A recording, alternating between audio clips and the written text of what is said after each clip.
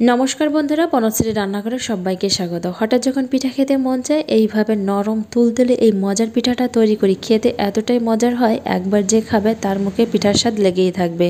আমি এখানে একটা পিঠা কেটে দেখাচ্ছি। পিঠাটা কতটা নরম তুলতুলে হয়েছে, এটা যখন মুখে দেবে মনে হবে যে রসগোল্লা খাচ্ছি, এতটাই নরম তুলতুলে হয়। পৃথিবীতে কম সময়ে সহজ যদি কোনো পিঠা তৈরি করা যায়, আমার কাছে মনে হচ্ছে এই পিঠাটাই হচ্ছে সব থেকে সহজ। এটা বানানো খুবই সহজ, খেতেও দারুণ মজা। একটা মিক্সিং বলে দিয়ে দিয়েছি একটা ডিম, আর এই ডিমটাকে একটা চামচ দিয়ে খুব ভালো করে ফেটিয়ে নেব। পিঠা খেতে যখনই মন চাইবে, হাতের কাছে থাকা সামান্য কিছু উপকরণ দিয়ে এই পিঠাটা খুব সহজে তৈরি করে নিতে পারেন। কম সময়ে পিঠা তৈরি হয়ে যায় আর খেতেও দারুণ মজার লাগে। ডিমটাকে খুব ভালো করে ফেটিয়ে নিয়েছি। এবার এর ভিতরে দিয়ে দিয়েছি 1/3 কাপ সুজি। এবার সুজিটাকে ডিমের সাথে খুব ভালো করে মিশিয়ে নেব। আর এখানে উপকরণগুলো কম বেশি হতে পারে, ডিমের উপরে নির্ভর করে। অনেক সময় ডিমটা ছোট বড় থাকার কারণে সুজির পরিমাণটা কম বেশি লাগতে পারে। আমি এখানে বড় সাইজের একটা ডিম নিয়েছি, তার জন্য এখানে 1/3 কাপ সুজিতে হয়ে গেছে।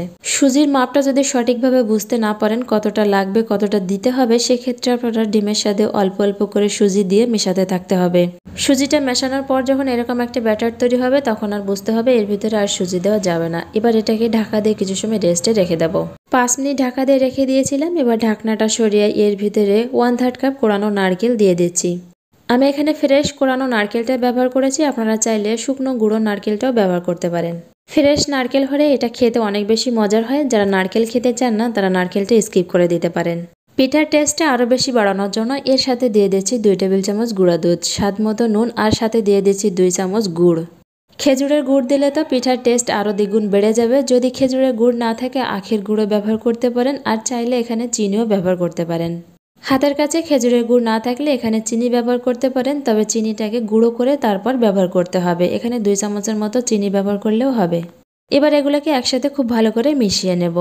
অনেকে ভাবতে পারেন ডিম দিয়ে এই পিঠাটা তৈরি করা হচ্ছে, তাহলে ডিমের একটা আষ্টে গন্ধ এই পিঠা থেকে আসবে। একদমই না। এই পিঠাটা যখন ভেজে নেওয়া হবে, এর ভিতর থেকে কোনো ডিমের আষ্টে গন্ধ বেরোবে না।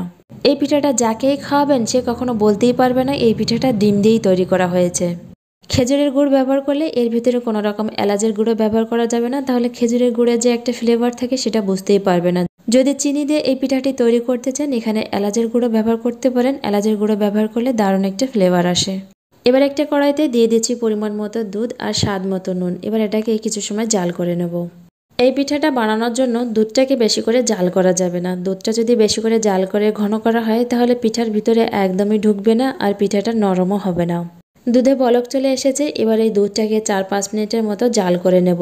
আর এই দুধটা জাল করে নেওয়ার পর গরম গরম অবস্থায় ঢাকা দিয়ে সাইডে রেখে দিতে হবে। দুধটা যত বেশি গরম থাকবে, পিঠাগুলো তত বেশি নরম হবে। পিঠাগুলো ভাজার জন্য আমি এখানে প্যান নিয়েছি, প্যানে দিয়ে দিচ্ছি তেল। তেলটা যখন হালকা গরম হবে, তখন পিঠাগুলো ভেজে নিতে হবে। তেলটা বেশি গরম করে পিঠাগুলো ভেজে নেওয়া যাবে না, তাহলে পিঠা দেওয়ার সাথে সাথেই কালার চলে আসবে, ভিতরটা হতে চাইবে না। তেলটা হালকা গরম হয়ে গেছে। আমি এখানে বড়ার আকারে পিঠাগুলো দিয়ে দিচ্ছি। আমি এখানে হাত দিয়ে পিঠাগুলো ভেজে নেব, আপনারা চাইলে চামচ দিয়েও পিঠাগুলো দিতে পারেন।